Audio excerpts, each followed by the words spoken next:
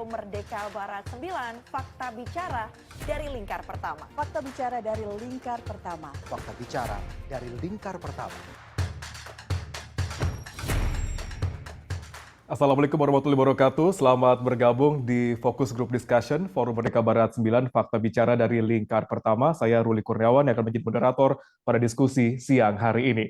Dan kalau kita meracu pada FGD bahwa peserta yang hadir di sini adalah para redaktur dan juga wartawan senior dari sejumlah media yang ada di Indonesia, baik itu media online, media cetak, dan juga media televisi. Dan berhubung anggota semuanya adalah rekan-rekan dari media, tema yang kita angkat pada siang hari ini cukup menarik sekali karena kita akan membahas terkait dengan RUU penyiaran, menyusur bagaimana ke depannya penyiaran Indonesia. Tema sangat menarik sekali, juga pastinya saya mengharapkan partisipasi yang luar biasa, yang pastinya juga sengit di sini untuk kita sama-sama melihat ke depannya. Kira-kira seperti apa arah penyiaran Indonesia dengan adanya RUU penyiaran, apakah diperlukan ataukah tidak, dan seberapa urgensinya sebenarnya. Dan untuk membahas itu semua, sudah ada di tengah-tengah kita dua orang narasumber yang luar biasa pastinya. Yang pertama, saya akan menyapa terlebih dahulu, sudah hadir di tengah-tengah kita, Pak Muhammad Reza sebagai Wakil Ketua KPI Pusat. Selamat siang, Pak Reza. Selamat siang, Assalamualaikum warahmatullahi wabarakatuh. Waalaikumsalam, Pak Reza. Terima kasih sudah hadir di FGD FEB 9, Pak. Dan yang berikutnya sudah di tengah-tengah kita juga, Pak Wisnu Marta Adiputro, Sekretaris Prodi S1 Ilmu Komunikasi UGM. Selamat siang, Pak Wisnu. Selamat siang, Mas Reza. Assalamualaikum warahmatullahi wabarakatuh. Waalaikumsalam warahmatullahi wabarakatuh. Dan juga Pak, saya menyapa rekan-rekan media sudah hadir pada siang hari ini. Kita akan sama-sama mendengarkan apa saja insight sebenarnya dari Pak Reza dan juga Pak Wisnu. Namun sebelumnya saya akan meminta kesediaan dari the one and only nih, Direktur dari IKP Kominfo sudah hadir di tengah kita, Pak Nur Sodi Gunarjo. Selamat siang, Pak Gun. Selamat siang, Assalamualaikum warahmatullahi wabarakatuh. Waalaikumsalam, Pak Gun. Sebelum kita memulai jalan diskusi, Pak Gun, mungkin saya meminta kesediaan Pak Gun untuk membuka sekaligus mungkin sedikit memaparkan Pak terkait dengan tema kita pada siang hari ini. Bagaimana mengukur penyiaran Indonesia ke depannya, Pak. Silakan, Pak Gun. Baik, terima kasih. Assalamualaikum warahmatullahi wabarakatuh. Salam sejahtera bagi kita sekalian. Om Swastiastu, Namo Buddhaya, salam kebajikan. Yang saya hormati narasumber FGD pada siang hari ini. Yang pertama, Wakil Ketua Komisi Penyiaran Indonesia, Bapak Muhammad Reza. Terima kasih kehadirannya Pak Muhammad Reza. Kemudian yang kedua ada Sekretaris Program Studi S1 Ilmu Komunikasi Universitas Gadjah Mada, dosen saya, Bapak Wisnu Marta Adiputra, dan juga Bapak Ibu, para peserta FGD semua yang berbahagia. Bapak dan Ibu, pertama-tama tentu saja marilah kita panjatkan puji dan syukur kehadiran Tuhan Yang Maha Esa, bahwa siang ini kita dapat hadir untuk bertemu dalam kegiatan fokus group discussion dengan tema yang tadi disebut oleh Mas Ruli, sangat menarik ya, menyusur arah penyiaran Indonesia. Bapak dan Ibu, penyiaran memiliki peran yang sangat strategis ya dalam pembangunan demokrasi suatu bangsa.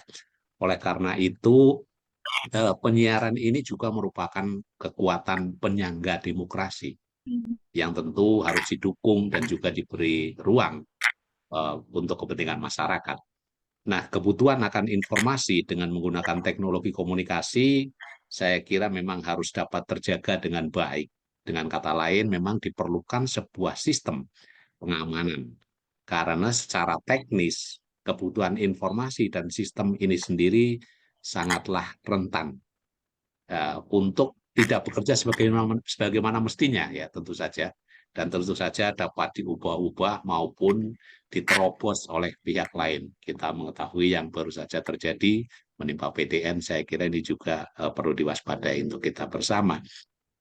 Bapak dan Ibu, prinsip dasar dari penyelenggaraan penyiaran ini kan tentu saja merupakan akibat dari perkembangan teknologi dan informasi, di mana ini berkaitan erat juga dengan prinsip-prinsip penjaminan dari negara agar aktivitas penyiaran yang dilakukan oleh lembaga penyiaran ini berdampak positif bagi publik. Kalau kita mengacu kepada Undang-Undang Nomor 32 Tahun 2002 tentang penyiaran, diatur tentang filosofi ya bagaimana sebenarnya arah pembangunan industri penyiaran Indonesia ini, baik siaran televisi maupun radio. Kita tahu bahwa proses demokratisasi di Indonesia ini telah menempatkan publik sebagai pemilik dan juga dalam tanda kutip juga pengendali utama ranah penyiaran. Nah, oleh karena itu, seturut dengan undang-undang ini, publik melalui KPI dan pemerintah memiliki posisi sebagai regulator utama di bidang penyiaran. Nah, tentu saja kita melihat bahwa pengaturan tersebut didasarkan pada beberapa hal yang saya kira perlu dibagi dalam mungkin 3 atau 4 atau 5 bahkan hal yang penting yang terkait dengan penyiaran. Yang pertama mungkin adalah bahwa penyiaran ini merupakan salah satu perwujudan bahwa negara ini menjamin hak setiap warga negara untuk bebas berekspresi dan mengeluarkan pendapat melalui media penyiaran tentu saja. Yang pertama. Kemudian yang kedua tentu saja industri siaran dalam kegiatannya ini menggunakan spektrum frekuensi radio atau gelombang elektromagnetik yang pada dasarnya spektrum tersebut, gelombang elektromagnetik tersebut adalah milik publik yang tentu saja harus dapat digunakan untuk sebesar-besar kemakmuran rakyat. Ini adalah prinsip yang kedua. Kemudian yang ketiga tentu saja sistem penyiaran nasional di Indonesia ini harus juga menjamin terciptanya tatanan informasi yang adil dan merata. Nah, serta juga bisa menjadi penyeimbang guna mewujudkan keadilan sosial bagi seluruh rakyat Indonesia. Dan yang keempat, lembaga penyiaran ini mempunyai peran yang harus dijalankan, tentu saja dengan kebebasan dan tanggung jawab dalam menjalankan fungsi sebagai media informasi, pendidikan, hiburan, tetapi juga sebagai kontrol dan perekat sosial. Dan yang kelima, saya kira yang perlu menjadi prinsip adalah siaran yang dipancarkan dan disiarkan secara serentak ini tentu saja akan mempunyai dampak yang sangat besar dalam pembentukan pendapat, sikap, dan perilaku khalayak. Sehingga mau tidak mau penyelenggara wajib bertanggung jawab dalam menjaga nilai-nilai moral, tata susila, budaya, kepribadian, dan tentu saja yang paling penting adalah bagaimana menjaga kesatuan dan persatuan bangsa sesuai dengan sila-sila, terutama sila pertama dan kedua dari Pancasila.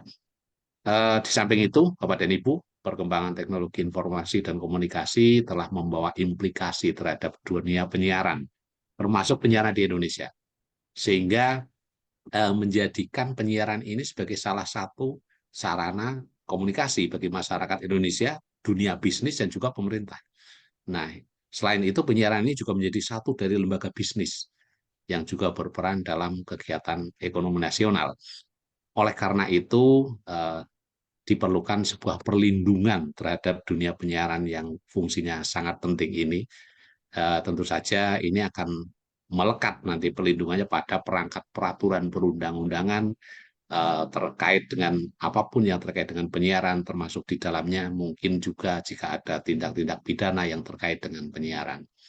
Sehubungan dengan hal tersebut, Bapak dan Ibu, kami dari Kementerian Komunikasi dan Informatika menyelenggarakan kegiatan FGD dengan judul yang sangat menarik tadi, Wofadis sebenarnya, mau kemana arah penyiaran kita ya. Saya kira nanti Bapak dan Ibu bisa mendapatkan, terutama dari Bapak dan Ibu redaktur di media bisa mendapatkan background, narasi yang lengkap ya, dan jelas terkait dengan kondisi penyiaran yang ada di Indonesia pada saat ini. Mungkin itu yang bisa kami sampaikan sebagai penutup. Perkenan kami mengucapkan selamat berdiskusi. Semoga upaya kita dapat memberikan manfaat bagi rekan-rekan jurnalis khususnya untuk memberikan background bagaimana menulis berita yang terkait dengan penyiaran. Akhir kata kepada seluruh peserta FGD, saya ucapkan terima kasih dan salam sehat. Assalamualaikum warahmatullahi wabarakatuh. Waalaikumsalam warahmatullahi wabarakatuh. Terima kasih Pak Gun. Nah, tadi disampaikan Pak Gun bahwa diperlukan sebuah sistem keamanan dalam penyiaran Indonesia ya Pak ya. Nah, kira-kira nanti seperti apa pengaturannya Pak Gun dan juga rekan-rekan media. Nah, kita akan mendengarkan kira-kira akan ada sedikit insight dari dua narasumber kita. Namun sebelum saya tekankan sekali lagi bahwa FGD kita adalah FGD yang tertutup dan terbatas, di mana tertutup bahwa apa yang disampaikan atau diinformasikan oleh narasumber kita, apa yang kita diskusikan pada siang hari ini hanya ada dalam forum ini saja gitu. Jadi teman-teman anggota ataupun juga redaktur dan juga wartawan senior akan mendapatkan insight luar biasa dari diskusi kita ini, namun tidak bisa untuk dipublikasikan kecuali narasumber bersedia untuk dipublikasikan.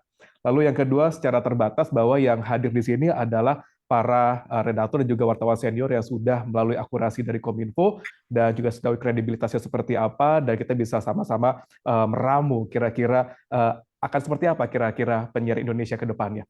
Dan kepada narasumber, saya nanti akan memberikan waktu kurang lebih 10 menit untuk menyampaikan paparannya, karena kita akan memaksimalkan pada sesi tanya-jawab nanti.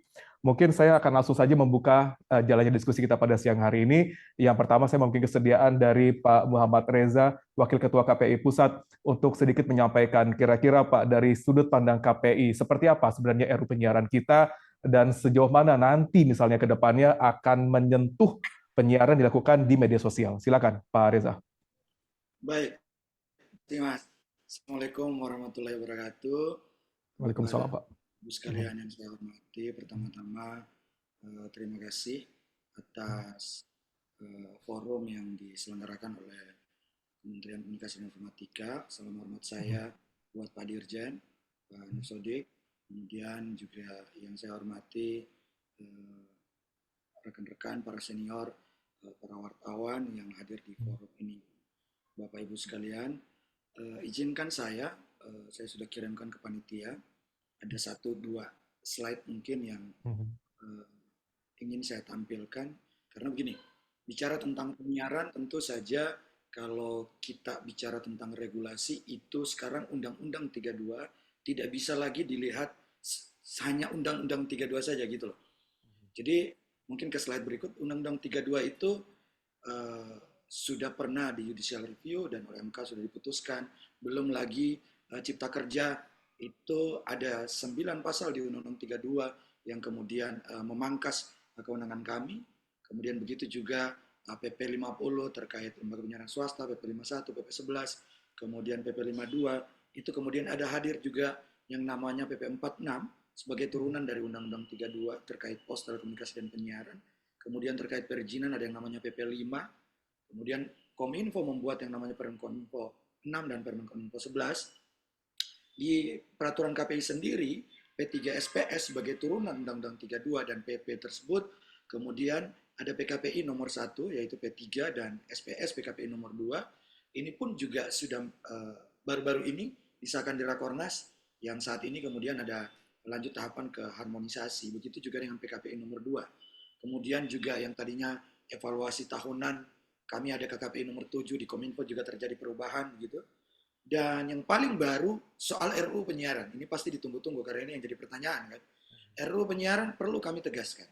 Hingga saat ini KPI Pusat belum menerima draft RUU penyiaran yang baru. Bapak Ibu sekalian, mungkin kalau hadir di seminar nasional di Rakornas KPI yang baru banget selesai di 26 kemarin, tanggal 26 kemarin, itu ada seminar nasional, di situ ada Komisi 1. Dan itu sudah ditegaskan bahwa yang namanya draft RUU itu belum ada. Yang ada adalah bahan rapat di balik. Gitu. Kenapa kemudian yang jadi pertanyaan, mungkin banyak dari Bapak Ibu, mungkin atau wartawan Bapak Ibu yang kemudian menghubungi KPI, dan KPI kemudian belum merespon. Kenapa KPI belum merespon secara kelembagaan? Karena secara kelembagaan kami belum menerima. Beda ketika Undang-Undang Cipta Kerja dipublis dan kemudian kami mendapatkan salinan, kami merespon secara kelembagaan masukan-masukan kami terhadap pasal-pasal yang ada di Undang-Undang Cipta Kerja. Nah, jadi sekali lagi di RUU penyiaran kami belum ada draft RUU penyiaran.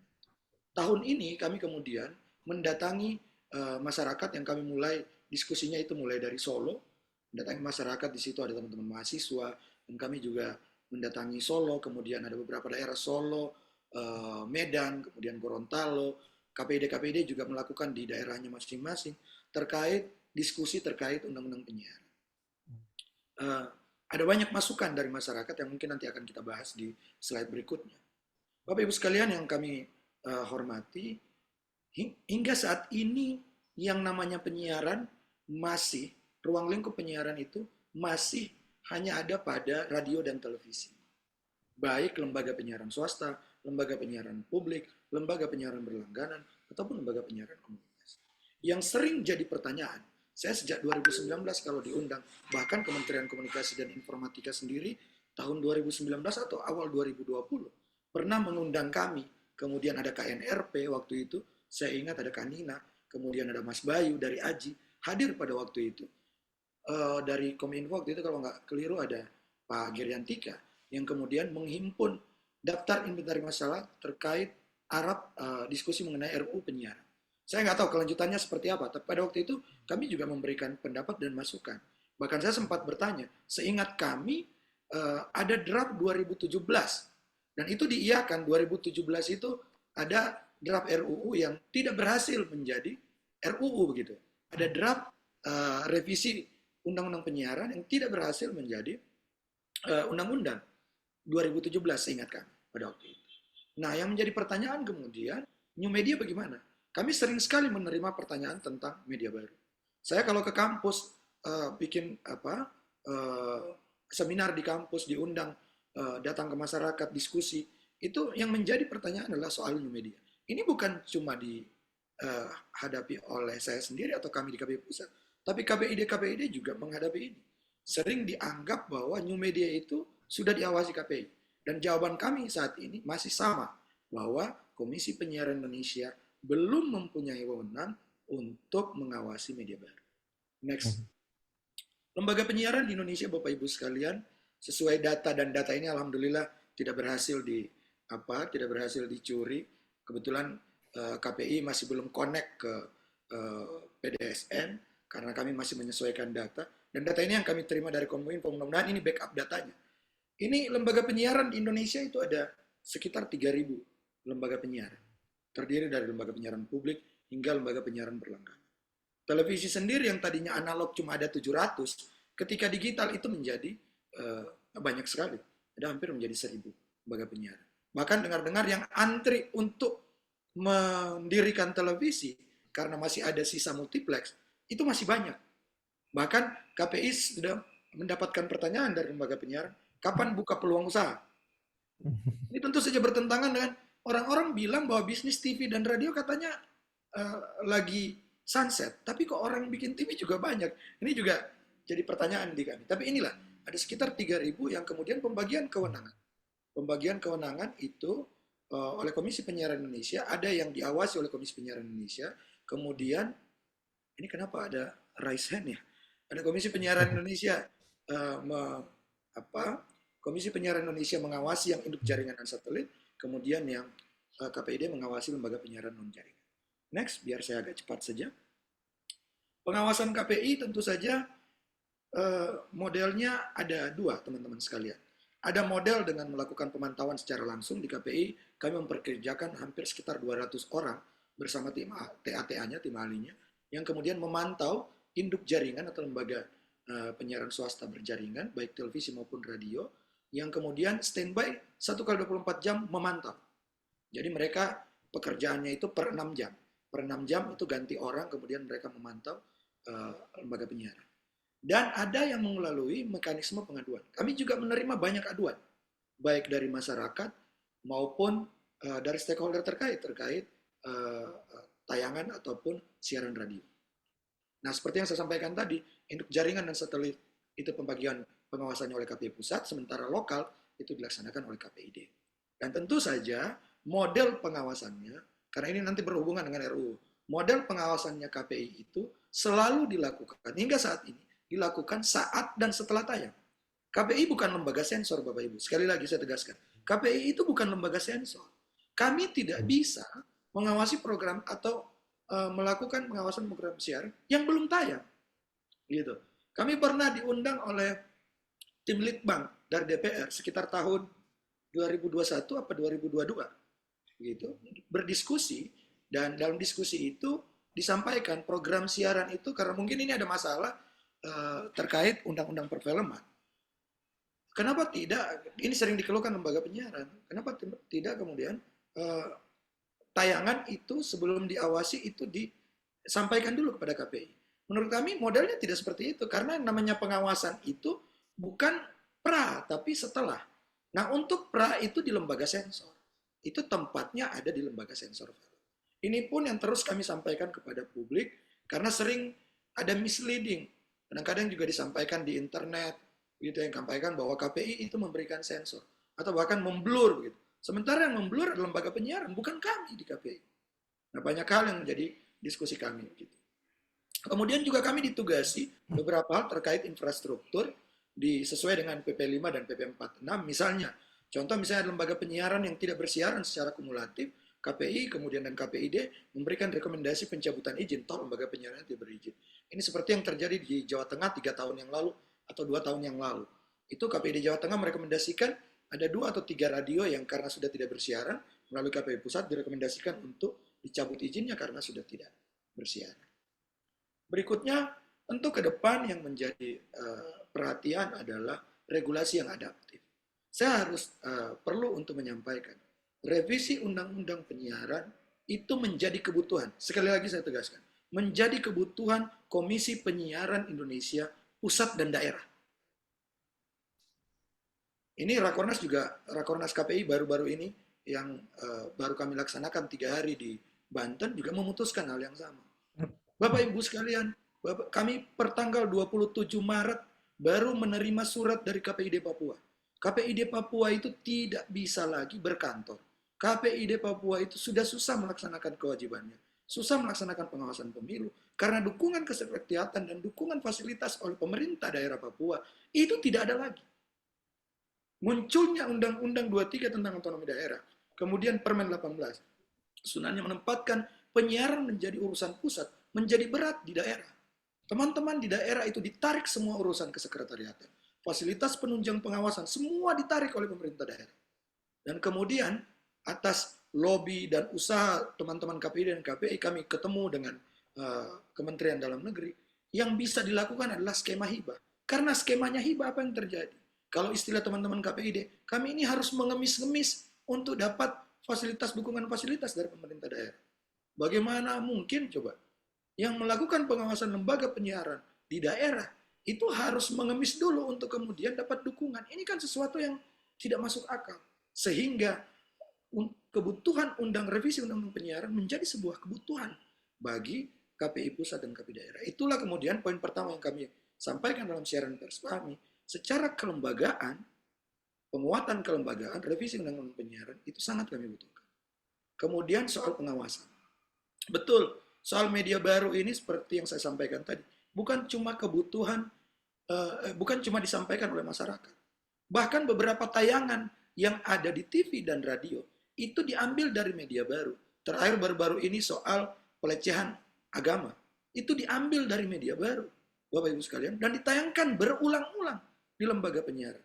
Di lembaga penyiaran karena tayangannya vulgar, kami memanggil lembaga penyiaran untuk menyampaikan agar berhati-hati karena terkait siaran agama itu ada pasalnya di P3 SPS. Nah, bagaimana dengan media baru? Belum lagi kita bicara LGBT. Mungkin di lembaga penyiaran kita dan di Indonesia, tentu saja tidak akan mungkin lembaga penyiaran kita mau menyampaikan soal LGBT lembaga penyiarannya. Bagaimana dengan di OTT yang diakses oleh masyarakat Indonesia? Ini sepertinya dibiarkan. Apa kita mungkin mau agar hal itu mungkin dibiarkan tanpa ada pengawasan?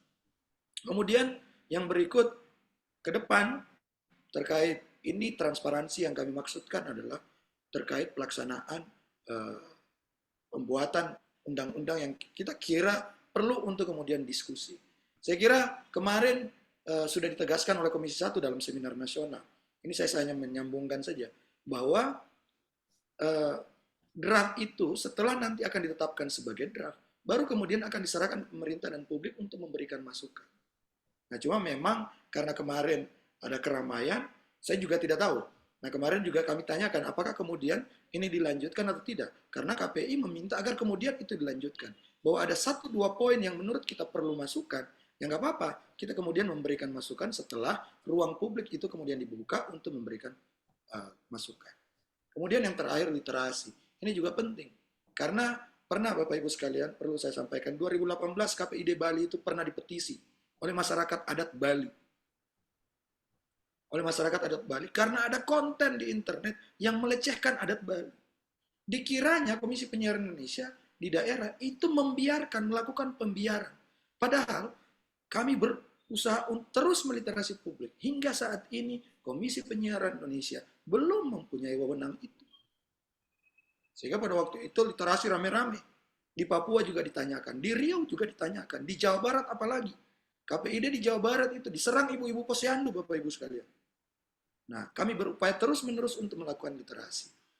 Berikutnya, saya kira ini ada tayangan video yang mungkin nanti saya harap sebelum slide terakhir saya, bahwa suara dari daerah untuk bisa didengarkan ini sekitar 4 menit, kami coba rangkum. Rakornas KPI seperti yang saya sampaikan tadi sudah menyampaikan merekomendasikan pentingnya revisi undang penyiaran. Kemudian juga infrastruktur penyiaran daerah 3T. Bapak Ibu sekalian, perlu saya sampaikan, kita ini udah bicara digital dan satelitnya Starlink. Sementara di daerah 3T itu, Bapak Ibu mungkin saya itu pernah terkejut datang di satu daerah. Ada yang sudah hampir, Indonesia merdeka sudah berapa puluh tahun. Di daerah tersebut, TV juga nggak ada siarannya. Boro-boro TV. Signal aja nggak ada. Nah, kemudian juga soal digitalisasi penyiaran. Saya kira digitalisasi penyiaran juga menjadi suara dari daerah. Efeknya terkait lembaga penyiaran non-jaringan di daerah. Banyak lembaga penyiaran yang mengundurkan diri, Pak. Karena tidak mampu sewa MUX. Ini juga jadi aspirasi dari daerah. Kemudian juga soal digitalisasi radio. Ini menjadi penting untuk perhatian karena ini aspirasi dari teman-teman daerah termasuk radio yang udah hampir 2000 radio yang mau menyampaikan. Ini perlu untuk kajian komprehensif dan melibatkan seluruh stakeholder. Saya kira mungkin itu dari saya. Terakhir saya harap bisa diputar 4 menit memperhatikan suara dari daerah. Terima kasih. Assalamualaikum warahmatullahi wabarakatuh. Waalaikumsalam warahmatullahi wabarakatuh. Kita bisa play dulu sebentar, kira-kira ya.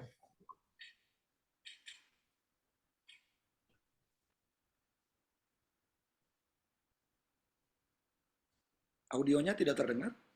Ya, boleh silakan.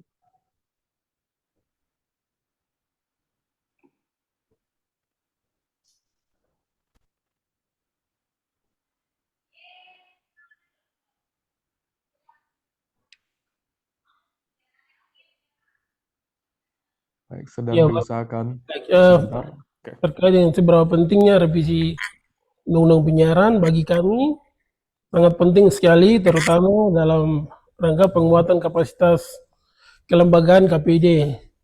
Ya, baik dari sisi pengawasan atau regulator atau pengawasan administrasi lainnya itu sangat penting sehingga sangat membantu kerja-kerja KPI dalam aktivitas administrasi atau regulator yang diawasi kepada lembaga-lembaga penyiaran yang lainnya. Jadi bagi kami sangat penting sekali. Tahun lebih. Nah, kehadiran kami selama ini bisa dianggap dilema bagi kami.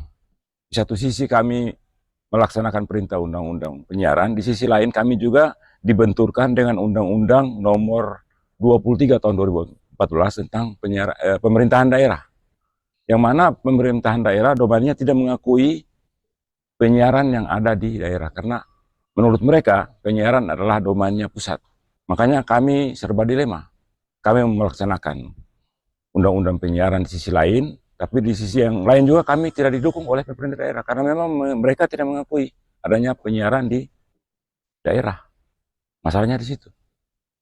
Permasalahan yang kemudian urgent, yang pertama tadi sudah saya singgung, permasalahan penguatan kelembagaan ya KPI, karena kita adalah lembaga negara dan diamanati oleh Undang-Undang 32 tahun 2002. Kalau kami di Jawa Barat coba belanja masalah gitu ya, keliling 27 kabupaten kota, coba melakukan literasi kepada penggerak ibu-ibu posyandu.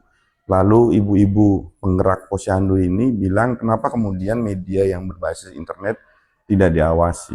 Data dari DP3 AKB Jawa Barat gitu ya, ada beberapa case yang kemudian menunjukkan terjadinya pelecehan seksual terhadap perempuan dan anak itu diakibatkan karena konten-konten yang berbasis internet.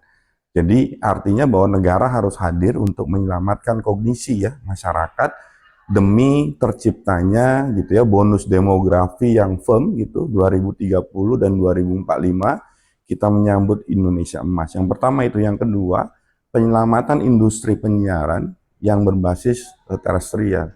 Adanya Undang-Undang 32 tahun 2002 hari ini gitu ya, bahwa mengatur industri penyiaran gitu yang kemudian berbasis terestrial, tapi kemudian industri penyiaran kalau di Australia dan di Jerman itu yang berbasis internet juga masuk gitu dalam konteks penyiaran, itu tidak diawasi, seolah-olah negara melakukan diskriminasi terhadap industri hari ini. Ya, hampir sebagian besar ketika kita melakukan sebuah kegiatan literasi media ataupun kegiatan kita bekerja sama dengan pemerintah daerah dan yang melibatkan masyarakat, masyarakat selalu bertanya, kenapa di media sosial itu bertebaran hal-hal yang tidak baik untuk tumbuh kembang anak, atau tidak baik untuk pendidikan seks, atau tidak baik untuk hal-hal yang tidak sesuai dengan norma dan budaya di Indonesia. Kami jawab, sampai sekarang kewenangan kami tidak diberikan untuk melakukan pengawasan terhadap media baru. Tetapi apa yang terjadi, kami tetap saja meminta sebuah keadilan dan demokratis penyiaran, bahwasanya harus ada keadilan yang merata antara media penyiaran dengan media baru. Karena apa? Ketika media baru tidak lagi dilakukan pengawasan, kita tidak berharap 2045 kita berharap Indonesia menjadi Indonesia emas dengan karakter semua generasi muda yang saat ini terpapar sumber informasi yang sangat beragam, disrupsi informasi yang sangat meninggi, tidak ada filter atau kontrol yang melakukan pengawasan. Bukan lantas kita melakukan pemberedelan atas kebebasan berpendapat di masyarakat, tetapi harus ada kontrol sosial, dan kita itu negara budaya dengan konsep yang beradat, punya hukum, dan kita mematuhi semua ketentuan dan peraturan perundangan. Dan saya pikir Komisi Penyiaran Indonesia setuju kalau ternyata media baru juga harus diawasi. Dengan kontroversial yang ada, tetap kita harus melakukan kontrol sosial terhadap perkembangan media yang ada saat ini. Oke, itu dia sedikit laporan dari Bang Reza. Jika saya mendengarkan kira-kira curhatan ya dari teman-teman di KPID daerah. Mungkin saya langsung saja ke Pak Wisnu sebelum saya membaca beberapa pertanyaan yang sudah masuk di kolom chat kita. Mungkin saya langsung saja ke Pak Wisnu. Pak Wisnu dari sisi akademisi, gitu, dari sisi pengamat, itu bagaimana memandang adanya RUU penyiaran tadi disampaikan oleh Pak Reza bahwa sebenarnya KPI pun juga masih belum tahu draftnya seperti apa gitu. Namun di banyak platform itu sudah banyak dibahas. Lalu bagaimana pembahasan dilakukan di level akademisi ini? Silakan Pak Wisnu. Oke, terima kasih Mas Reza. Selamat siang juga Pak Gun, Mas Reza, dan rekan-rekan media semua. Assalamualaikum warahmatullahi wabarakatuh. Ya, moga-moga sehat semua ya. Amin, Pak. Karena cuaca nggak enak seperti ini, mudah banget sakit gitu ya. Jadi saya kira ya kalau di kami tentu saja agak mengejutkan ya, karena sudah sedemikian lama tidak ada perubahan yang oke lah gitu, yang keren ya. Saya sendiri secara pribadi dulu ya ikut KIDP, kemudian KIDP bubar lebur di KNRP ya, Lembaga Masyarakat Sipil yang memantau penyiaran ya, yang demokratis gitu ya. Kita kaget itu kok sudah sedemikian lama tidak muncul yang baik juga, yang bagus juga gitu ya, karena juga undang-undang penyiaran sebenarnya ditunggu ya, termasuk nanti LPP itu kan juga akan melihat undang-undang penyiaran ya. Nah, sejak tahun 2010 saya melalui PR2 Media juga kami mendorong revisi sebenarnya. Tapi kalau segini lama mungkin nanti bukan revisi ya, mungkin undang-undang penyiaran baru, karena memang begitu luasnya aspek yang diubah gitu. Nah, sebenarnya kalau melihat arah penyiaran kita gitu ya, secara umum kita bisa melihat ke konteks yang lebih besar, bagaimana komunikasi diatur gitu ya. Sebenarnya undang-undang penyiaran yang awal ya, nomor 32 tahun 2002 ini sebenarnya dinilai ya waktu itu undang-undang yang bagus lah gitu ya, bersama undang-undang pers tahun Dan juga ada satu undang-undang yang bagus sebenarnya, kemerdekaan menyampaikan pendapat di muka umum tahun 99. Nah, dulu untuk mengakomodir para pendapat masyarakat ya. Tapi kemudian bergeser maknanya jadi perizinan yang kemudian agak ketat di situ. Kemudian juga muncul Undang-Undang Keterbukaan Informasi Publik ya tahun 2008 dan juga Undang-Undang ITE sebelum direvisi ya. Saya kira Undang-Undang Keterbukaan Informasi Publik itu penting untuk melihat sejauh mana ya tadi semacam pembicaraan tentang RUU Undang-Undang Penyiaran ini kan juga kita tidak tahu nih mana yang resmi mana yang tidak gitu ya. Padahal kalau dia informasi yang milik publik kan mestinya dibuka ya. Bahkan selevel Mas Riza ya yang memang komisioner itu juga nggak tahu mana yang ini resmi atau tidak gitu ya. Mestinya memang ada kejelasan.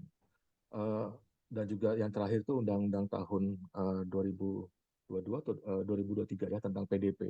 Sebenarnya kalau kita bisa mengulik Undang-Undang PDP dengan lebih baik, kasus-kasus judi online, pinjam online ilegal itu akan mudah, bukan akan mudah ya, akan lebih mudah tertangani sebenarnya.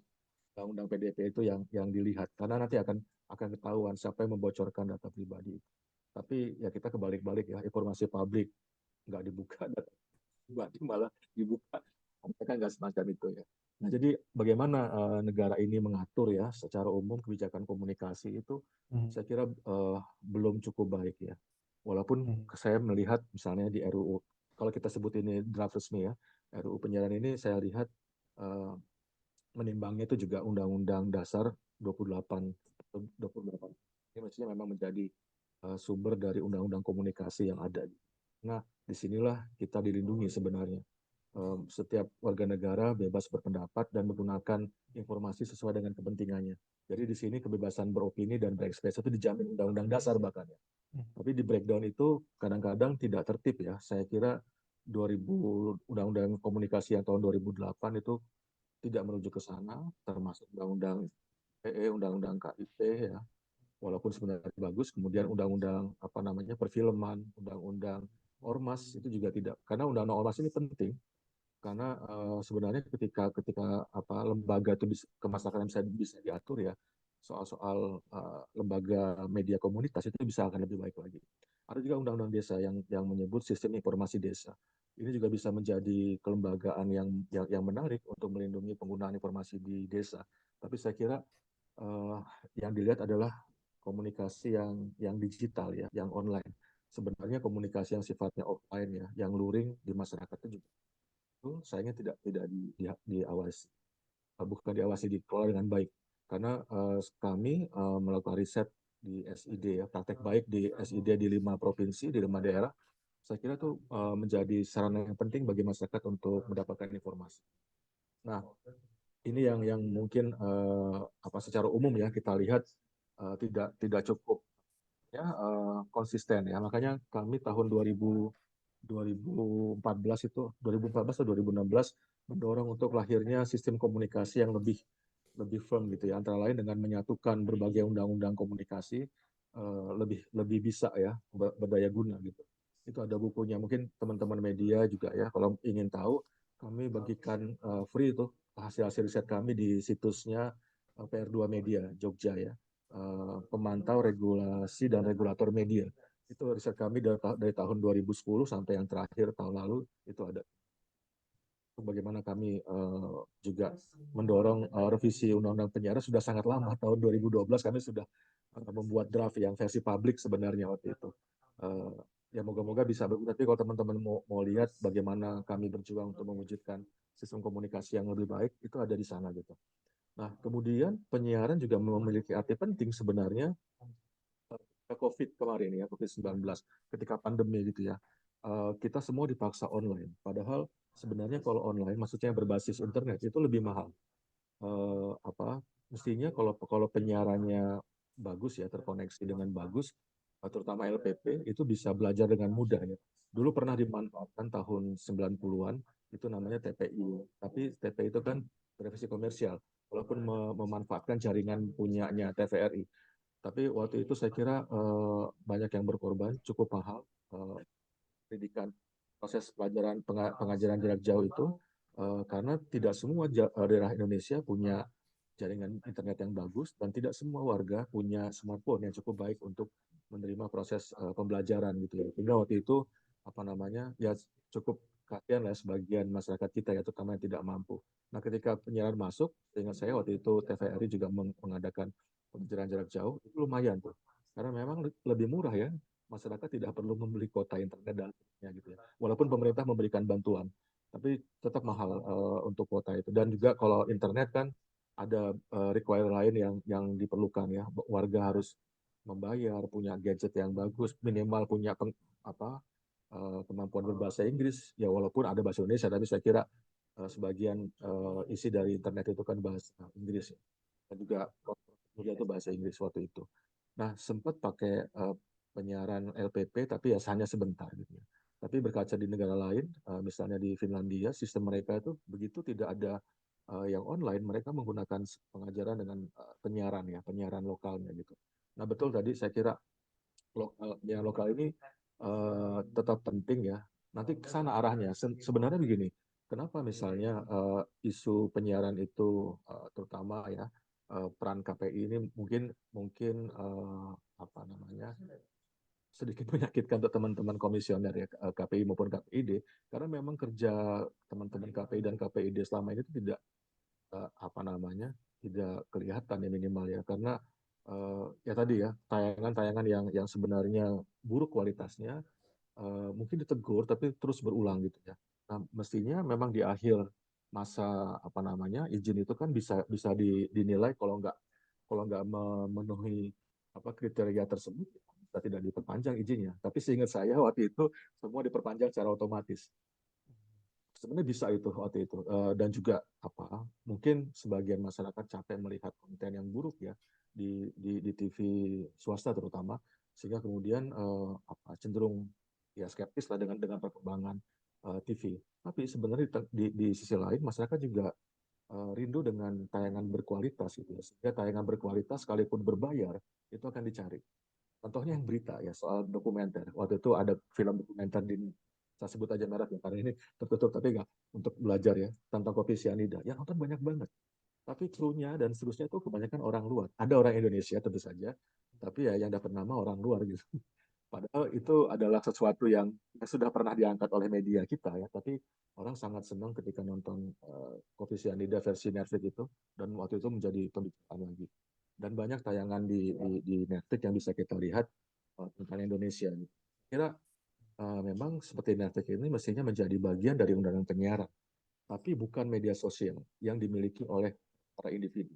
Tapi OTT di mana mereka melakukan proses siaran dari satu tempat titik ke masyarakat luas dengan itu konten yang banyak itu harus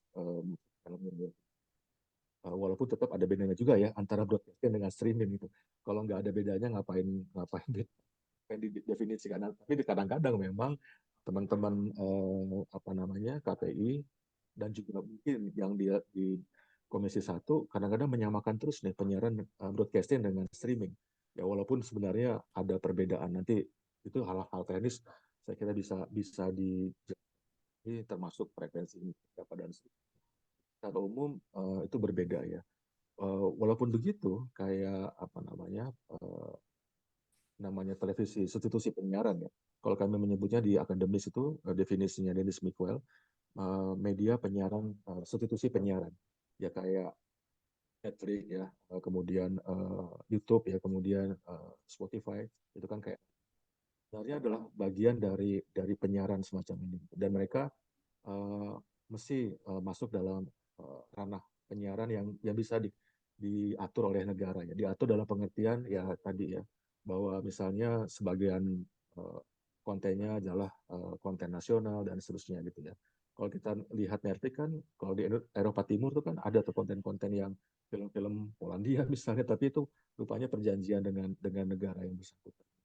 Nah, apa namanya ketika sekarang saya kira kalau kita mau bicara ya saya sebenarnya kalau mau radikal gitu ya kocok ulang gitu ya, sistem penyiaran sebenarnya walaupun ini sulit ya karena memang secara umum walaupun yang di RUU yang terakhir ini yang kedua juga disebutkan apa namanya LPK, tapi kita tahu LPK itu nggak ada, nggak eksis ya, apalagi TV komunitas.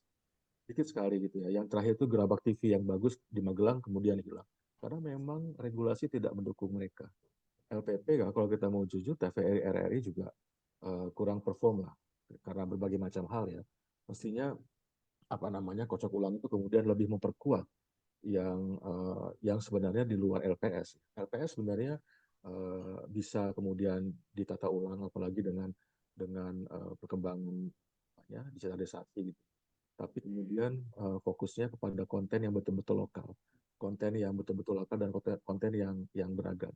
Nah, ekosistem yang dibangun kemudian juga berkaitan dengan konten-konten provider gitu ya. Itu mungkin muncul di internet, tapi saya kira banyak penghasil konten lokal yang bagus, yang standarnya mungkin sudah standar broadcasting gitu ya, tapi mereka tetap tidak mendapat tempat untuk menyebarkan kontennya gitu ya. Ini saya kira perlu diperbaiki. Yang kita lihat juga dalam masa undang-undang yang 32 tahun 2002 ini kan juga muncul kayak LPP lokal gitu ya. Yang ternyata sebenarnya itu bukan LPP tapi TV pemerintah gitu ya. Pemerintah daerah yang sebenarnya secara demokratis itu tidak sesuai dengan sistem kita yang mengakui demokrasi di mana media itu mestinya independen dan seterusnya gitu ya. Tentu saja media milik pemerintah itu boleh, tapi harus ada deklarasi bahwa ini memang punya pemerintah, jangan pura-pura punya pemerintah, tapi sebenarnya punya swasta atau sebaliknya. Nah ini yang kemudian terjadi.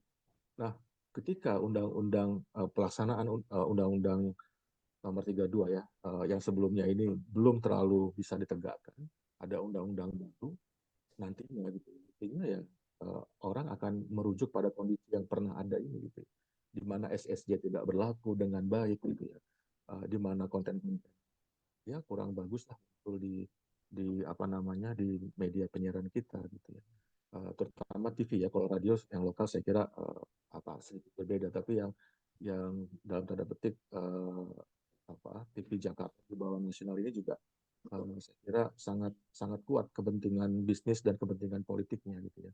Yang sosiokulturalnya kurang ya. Walaupun mungkin teman-teman ini mengakui menyebutnya sebagai budaya bangsa ya, siaran-siaran pernikahan artis bagi saya, bagi yang melihat ini bukan ini pernikahan artis, memang dia membawa atribut lokal tapi tidak bisa disebut merdekakan atau menaikkan budaya lokal. Ada beberapa hal lain gitu ya. Nah, ketika melihat hal ini saya kira orang tetap akan merujuk kondisi yang telah ada. Cara untuk mengubahnya ya sama-sama duduk gitu ya, untuk membahas kemana nih arah ya RUU yang ini sudah lama, soalnya sayang banget ya kalau kita cuman bergelut di sini nanti implementasinya nggak rampung-rampung, padahal perkembangan teknologi sudah sangat cepat gitu. AI juga misalnya di bidang komunikasi harus sudah dilihat dan seterusnya. Kalau ini nggak rampung berlarut-larut ya saya kira sistem komunikasi yang kita harapkan akan baik tidak akan terbentuk. Saya kira itu Mas Riza dari terima kasih. Siap, terima kasih Pak Wisnu. Menarik sekali Pak paparannya gitu, bahwa ada yang kebolak-balik di sana, dan juga bagaimana sebenarnya teman-teman di akademi itu mengharapkan adanya draft RUU penyiaran yang yang powerful gitu, yang bagus gitu ya untuk mengakomodir ini semua. Dan saya langsung aja ke sesi Q&A gitu ya, karena sudah ada 2 pertanyaan dengan masing-masing memiliki 2 pertanyaan juga di dalamnya gitu. Mungkin saya akan langsung membacakan saja. Mungkin lebih ke arah elaborasi untuk pertanyaan yang pertama dari Bang Korben dari industri.co.id. Pertanyaan yang pertama ini terkait dengan draft revisi Undang-Undang Penyiaran terkesan hendak mengembalikan rezim sensor seperti Orde Baru, yang notabene hendak mengontrol kebebasan berekspresi, berpendapat, pers, dan lalu bagaimana Badan Legislasi memastikan bahwa regulasi baru ini bukanlah bermaksud membungkam demokrasi. Mungkin ini lebih ke bagaimana sebenarnya KPI dari Bang Reza gitu menanggapi hal ini, Bang, gitu. Sejauh ini apakah sudah ada diajak gitu untuk berebut bareng dengan teman-teman di legislasi gitu terkait dengan draft RUU ini. Lalu yang berikutnya mungkin bisa ditanggapi juga oleh Pak Wisnu. Lalu yang kedua terkait dengan bagaimana undang-undang penyiaran ini dapat mengakomodir perubahan-perubahan dalam ekosistem media digital. Tadi Pak Wisnu sempat menyampaikan bahwa harus dibedakan ada media broadcast dan juga media streaming. Nah, kira-kira akan menyentuh nggak nih media streaming? Ataukah lebih kepada media substitusi penyiaran saja gitu yang memang sudah urgent untuk disentuh oleh KPI dan juga pemerintah? Mungkin langsung saja saya mungkin pertama ke Bang Reza, silakan. Pak Reza, silakan Pak. Ya, Mas Rul, kalau begitu agak sulit saya menjawab. Hanya seperti itu, maka saya menjawab karena itu kewenangannya di DPR, kan gitu. Saya ingatkan begini kepada teman-teman.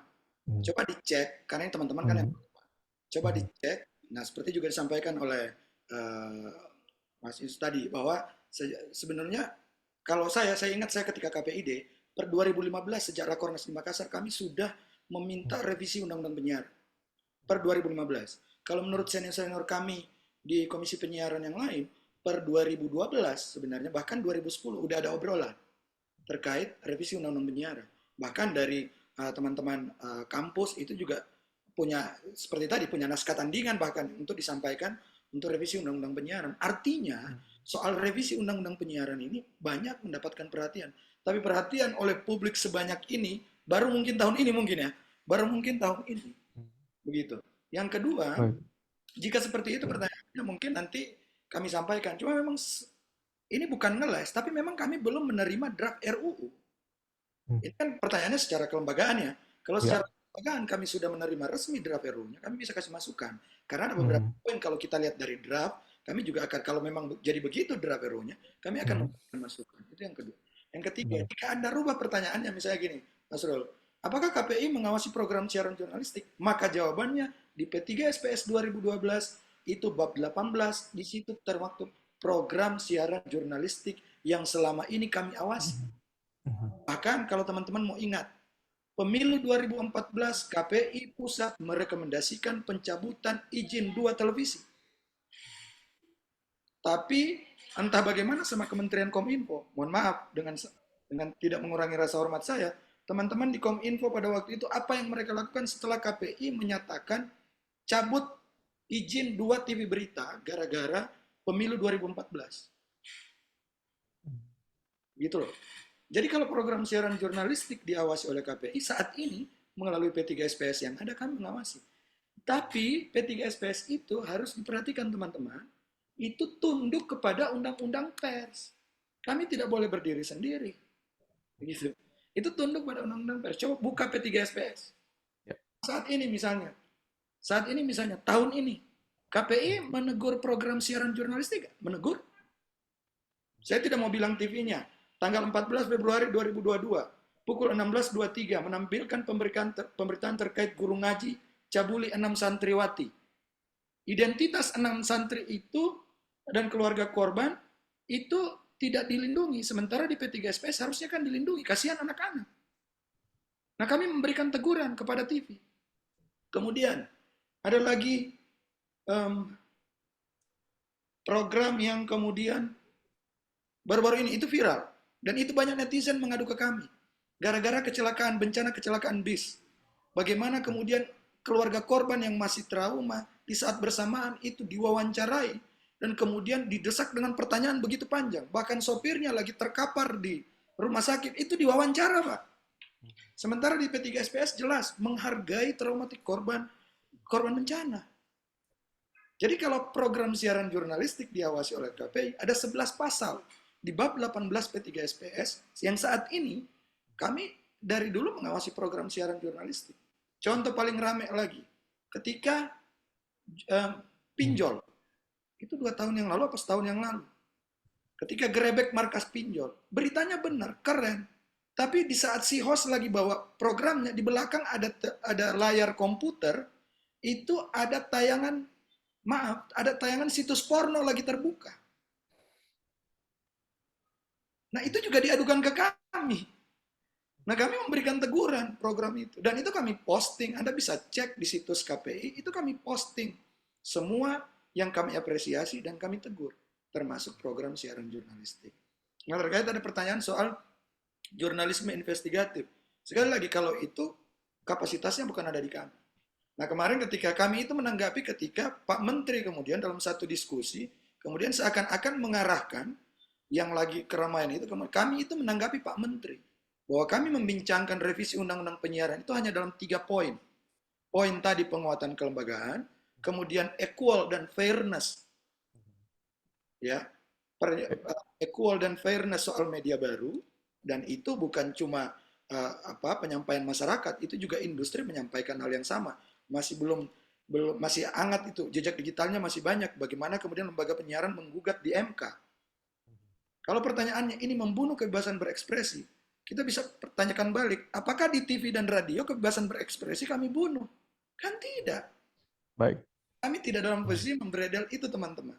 Tapi butuh equal dan fairness dalam perspektif konten. Betul, Mas, bahwa soal streaming dan broadcasting perlu ada perlakuan. Tapi apakah kemudian yang menjadi pertanyaan, apakah kemudian pendekatannya kita melakukan pendekatannya di infrastruktur atau pendekatan konten? Kalau pendekatan infrastruktur, ya nggak ada masalah. Karena itu juga sering menjadi alasan Kominfo terkait apa sering disampaikan juga oleh teman-teman Direktorat Penyiaran terkait hal-hal yang sudah diatur oleh ITU. Di beberapa negara sudah dilakukan, saya kira, dan perlu memang sekali lagi, saya sependapat setuju bahwa butuh duduk bersama untuk revisi Undang-Undang Penyiaran. Tapi sekali lagi, draftnya kalau sudah diserahkan dan sudah ditetapkan sebagai rancangan undang-undang, baru kemudian kami akan memberikan masukan secara kelembagaan. Saya kira itu dari saya, Mas. Oke, siap. Ya, Pak Reza. Tapi sedikit aja sempat diculik sama Balek nggak sih, Pak? Sebenarnya untuk sedikit membahas, kita mau bikin kayak gini nih, gitu. Sempat diminta pendapat ya? Kalau Balek, kami belum pernah. Oke. Kalau Balek kami belum pernah. Tapi diskusi dengan tim Litbang, kami pernah. Itu pun hanya khusus di soal penguatan kelembagaan KPI. Hanya terkait soal KPI-nya. Oke. Substansi yang lainnya tidak dibahas ya? Tidak membahas substansi yang lain. Nah, saya ingatkan teman-teman untuk mengecek yang draft 2017, seingat saya beberapa pasal itu mirip dengan yang ada di 2017. Ini secara keramaian kita juga coba ikutan buka yang 2017 begitu. Baik, siap, menarik sekali. Sebelum saya ke Bang Irawan yang sudah raise hand, saya langsung mungkin sedikit ke Pak Wisnu. Pak Wisnu, tanggapi sedikit Pak, kira-kira gimana melihatnya Pak? Tadi juga kalau kita ngomong masalah new media, tadi Bang Reza sempat menyampaikan bahwa ini mau coba dibahas infrastrukturnya atau kontennya nih. Kalau dari Pak Wisnu melihatnya seperti apa? Terkait dengan tadi disebutkan ada media substitusi penyiaran Pak, ada Netflix, ada Spotify, ada YouTube. Ya, saya kira infrastrukturnya ya. Kalau kontennya sih sudah clear, saya kira. Juga berkaitan dengan pertanyaan tadi ya. Kalau untuk berita kan nggak bisa disensor. Karena berita itu kan sudah, ya kita menganut demokrasi, dan pers itu kan pilar keempat demokrasi ya. Jadi dia harus dijamin. Kalau untuk berita nggak bisa disensor ya. Dan itu juga wewenang Dewan Pers. Jadi media, sebagian ada di Dewan Pers kalau dia faktual, berita. Tapi untuk yang hiburan dan fiksi itu kan di LSF ya. Jadi sudah ada sensor dan seterusnya. Walaupun sekarang kayaknya LSF lebih banyak ke kategori umur ya, bukan sensor. Tapi itu tetap kalau ketika dia ditayangkan di TV misalnya, dia harus sudah lolos gitu. Jadi ada perbedaan wewenang para regulator ini ya. Ya KPI untuk penyiaran, Dewan Pers untuk pers gitu ya. LSF itu untuk konten di luar fakta, di luar berita, ada KI dan seterusnya. Jadi memang wewenang sudah ada. Memang pernah terjadi benturan sebenarnya.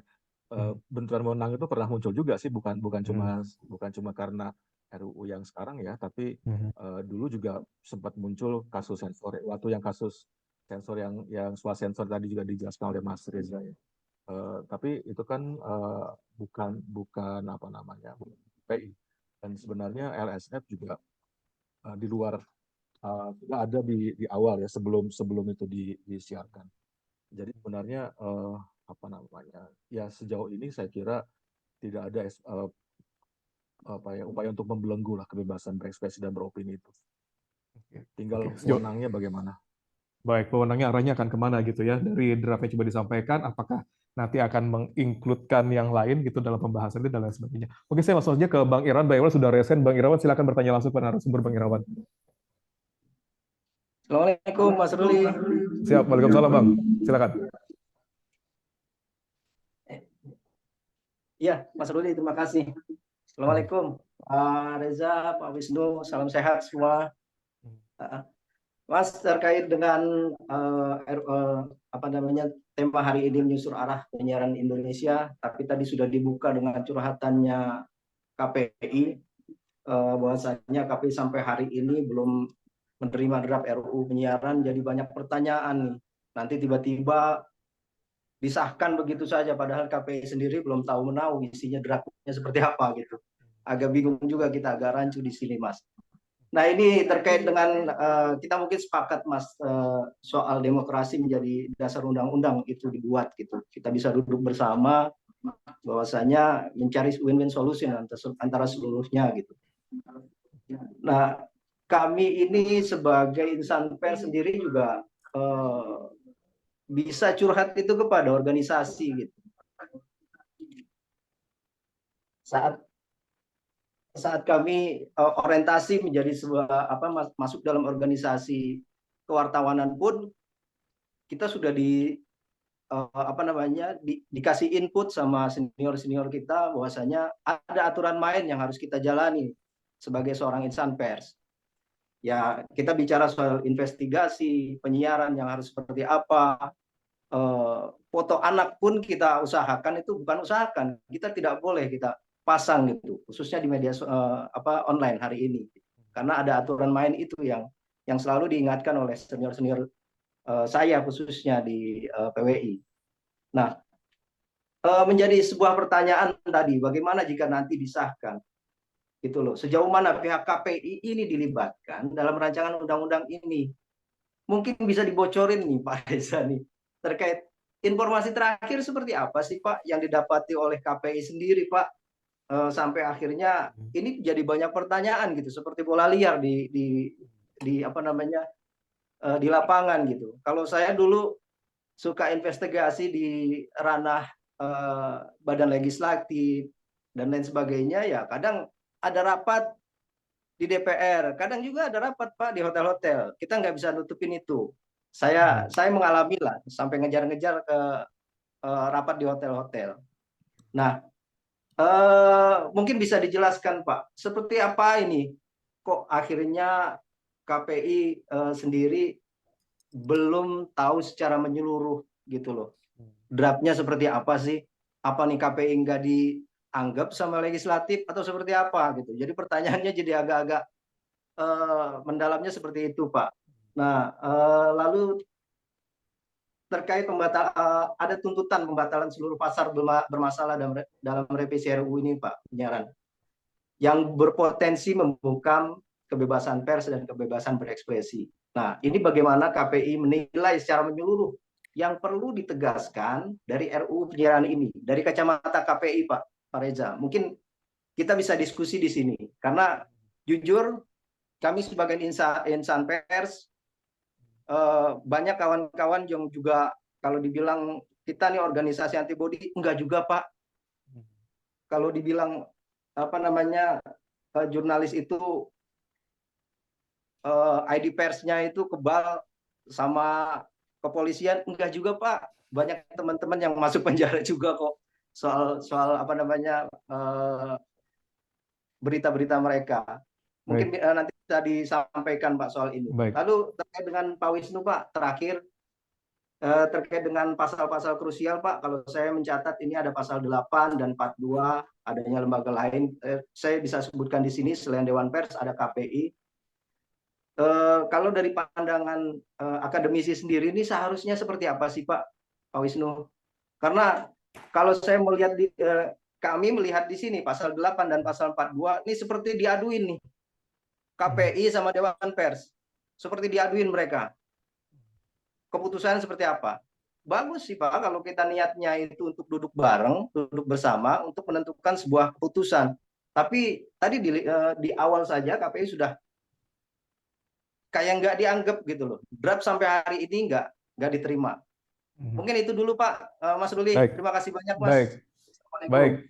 Waalaikumsalam. Bang Reza, silakan Bang Reza. Bener nggak nih nggak dianggap gitu loh? Kalau cuma diajakin buat nama substansi KPI doang, tapi nggak dibawa untuk membahas yang seluruhnya gitu. Komunikasi dengan Komisi dan DPR ya, tapi kalau misalnya resmi, jadi sekali lagi kami intens karena bagaimanapun juga hubungan kami ke Komisi 1 itu berhubungan dengan banyak hal, karena kami kan diawasi Komisi 1. Untuk penyampaian anggaran kami harus menyampaikan melalui Komisi 1, dan seterusnya. Itu kan mekanismenya. Kemudian yang kedua bahwa kalaupun diskusi bersama kami, pasal-pasalnya itu adalah yang berhubungan dengan KPI. Seperti kemarin kami diajak diskusi oleh tim Litbang. Tim Litbang itu menyampaikan hal-hal yang berhubungan 2 tahun yang lalu ya. Dengan tim Litbang itu berhubungan dengan KPI. Keluhan-keluhan KPI, KPID seperti yang disampaikan teman-teman tadi, itu didiskusikan bersama kami. Nah, sekali lagi yang saya mau sampaikan adalah bahwa yang menjadi ranah revisi undang-undang adalah soal penyiaran. Kita garis bawah ya, ini soal penyiaran. Makanya saya bilang tadi, kalau dirubah pertanyaannya, apakah KPI melakukan pengawasan program siaran jurnalistik, maka saya bisa jawab pertanyaan itu. Bahwa selama ini di P3SPS 2012, Anda bisa lihat, teman-teman bisa lihat, itu ada 11 pasal yang berhubungan dengan program siaran jurnalistik. Dan 11 pasal itu tunduk kepada Undang-Undang Pers nomor 40. Nah, saya juga membagikan link di kolom chat, di situ ada Komisi 1-nya. Karena kalau hal yang berhubungan dengan DPR, saya kira kapasitas dan wewenang itu ada di DPR untuk menjawab. Begitu. Tapi bahwa semua program siaran yang ada di lembaga penyiaran itu diawasi oleh KPI, termasuk program siaran jurnalistik. Betul, seperti yang disampaikan oleh Mas Irawan tadi, bahwa ada hal-hal yang seperti foto. Kalau di kami kan mewawancarai anak, contoh misalnya. Pada tanggal 24 Januari 2023, terkait topik pembunuhan berantai Wawon CS di Cianjur. Ada wawancara di tayangan itu kepada anak umur 13 tahun dijadikan narasumber. Sementara di P3SPS, yang namanya anak itu tidak bisa dijadikan narasumber. Itu kan aturan main yang sebenarnya sudah menjadi hal yang diketahui oleh teman-teman wartawan. Tapi kadang-kadang ini dilakukan. Dan di P3SPS itu dituliskan begitu. Belum lagi ada program siaran berita yang disponsori rokok. Ini mungkin teman-teman udah tahu nih. Atau mungkin ada wartawannya di sini. Dan kami berikan tegurannya. Karena kenapa? Yang namanya program siaran berita tidak boleh disponsori karena butuh menjaga independensi beritanya. Kan begitu. Dan kami berikan teguran itu. Bisa dicek di situs KPI. Makanya kalau program siaran kami melakukan pengawasan. Gitu. Nah, hingga saat ini kemarin kami sudah bertanya dan lebih lengkapnya bisa dilihat di link yang saya bagikan. Itu ada seminar nasional kemarin bersama ada Wakil Ketua Komisi 1 yang juga Ketua Panja revisi Undang-Undang Penyiaran. Dan kami sudah sampaikan jika kemudian, jadi perlu kita juga beri begini, tiba-tiba disahkan begitu ya. Nah, karena memang pembentuk undang-undang baru menyelesaikan draftnya. Ini juga harus dipahami juga. Jadi dibikin dulu draftnya, setelah draftnya dibikin, kemudian itu diserahkan, karena ini usul inisiatif, diserahkan kepada kami. Memang kami menunggu waktunya untuk diserahkan. Cuma kan sebelum diserahkan sudah ribut. Diserahkan ke pemerintah, pemerintah kemudian ke kementerian lembaga terkait, kemudian dibahas bersama dan diberikan masukan, kemudian dibawa lagi ke DPR. Nah, hal ini yang kami juga tanyakan kemarin, apakah kemudian revisi undang-undang ini kembali berjalan atau seperti apa? Karena bagi KPI, KPID ini kebutuhan. Revisi ini kebutuhan. Dan itu sudah kesepakatan kami seluruh KPI, KPID seluruh Indonesia. Bagi kami. Bahwa ada 1-2 poin yang kemudian dianggap bermasalah, itulah yang akan kita berikan masukan. Teman-teman dari kampus akan berikan masukan. KPI juga akan bikin kegiatan untuk menerima masukan dari seluruh stakeholder. Seperti apa? Nah, ini yang menjadi fokusnya. Jadi kami terus terang meminta untuk draft RUU itu ditetapkan sebagai draft, dan kemudian kita akan memberi masukan ketika itu diserahkan kepada kami. Dan kami juga, karena KPI adalah representasi publik, maka kami juga akan meminta masukan dari publik. Ini Mas Ruli perlu saya sampaikan. Revisi P3SPS saja, ini Mas Wisnu, P3SPS sekarang sudah masuk tahapan harmonisasi. Revisi P3SPS kami menerima masukan dan memberi masukan dari IJTI, dari AJI, kemudian dari Lembaga Bantuan Hukum Pers. Mereka memberi masukan. Dan kami menerima banyak sekali masukan yang kemudian memang tidak semua masukan bisa diterima, tapi kemudian kami membahasnya. Termasuk dari KNRP, dari Remote TV. Kami memberikan agar kemudian P3SPS itu mana-mana yang bisa, kemudian mana-mana yang tidak melanggar undang-undang yang lain. Itu komitmen kami. Di P3SPS kami sudah melakukan itu. Cuma karena undang-undang ini ranahnya adalah pembuat undang-undang, DPR dan pemerintah, maka kami menunggu. Setelah ada masukan, baru kami kemudian memberikan masukan. Dan masukan kami saja harus juga dari masukan dari publik. Begitu. Baik.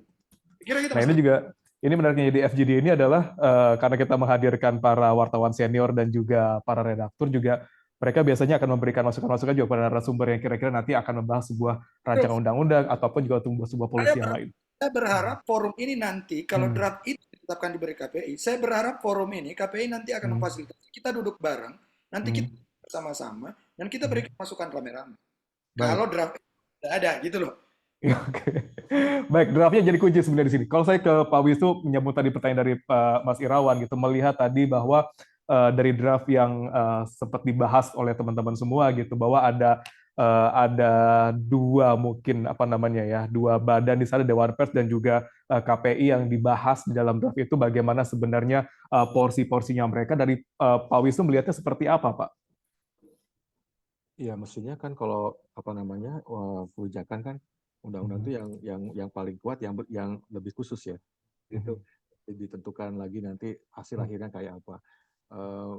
Tadi ya, karena sama-sama ranah jurnalistik itu bisa diurusi oleh Dewan Pers dan KPI karena dia di siaran ya. Mestinya juga untuk ke wartawan tadi ya, seperti Mas Reza sampaikan ya, bagaimana mungkin jurnalis media tertentu ya, TV tadi belum memahami kode etik jurnalistik. Sudah dijelaskan berkali-kali kan, dan juga ada uji kompetensi yang semakin kuat saya kira ya.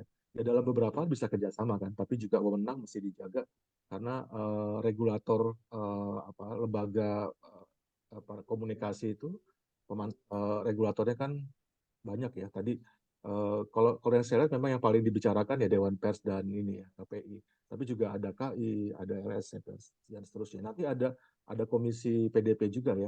Dan ada satu yang tidak pernah dibicarakan dan tidak didirikan sebenarnya, Badan Standarisasi transaksi elektronik. Itu sampai sekarang nggak ada. Padahal itu lewat undang-undang ITE sudah ada. Kita sibuk kalau ITE itu kan selalu soal informasinya, tapi transaksi elektroniknya itu sampai sekarang belum dibahas. Itu juga kunci untuk